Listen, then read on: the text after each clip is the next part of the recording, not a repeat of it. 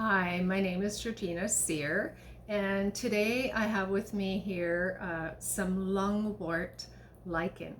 And the lungwort lichen is quite different than the lungwort plant. There's also a little green plant that's called lungwort as well, but that is not what we're talking about today. What we're talking about today is the lungwort lichen. Okay, so lichen is kind of like a cross between algae and sort of algae-like fungus, and so anyway, they have used this. Oh my gosh, since the medieval times, and they named it lungwort for the properties that it has been used for, and so it's been used obviously for the lungs in a tea or in a tincture. You can tincture it up, you can use it in a tea, you would dry it first normally. Anything to do with the lungs, shortness of breath, and now they have investigated many different research articles that I've looked at about them protecting for the gastrointestinal tract, really good for the stomach issues, also good for things through the skin, you know, like eczema, psoriasis, things like that. They've worked with it for also arthritis and that kind of thing. And so there are a lot of different research articles on it. They're really investigating all the different properties this beautiful, wonderful lichen has. This particular one is dried a bit, so it's not as green as normal when it's fresh. This came from a windfall. I happen to live in the Pacific Northwest, and so we had a big windstorm and a lot of it flew down off the trees. It usually is attached to trees, and we don't want to overharvest or be pulling it off of the tree bark.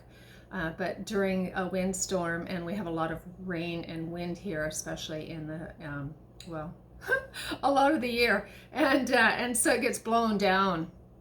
And so it was much greener and fresher, and I have pictures of that as well, of it being green and fresh. But I have dried this for use in teas and tinctures, and so so I'm happy to share that with you. Yeah, really good for the lungs. They've used it for as an expectorant to help cough up phlegm. It is so connected to the lungs that it only grows in places where the air is very, very pure.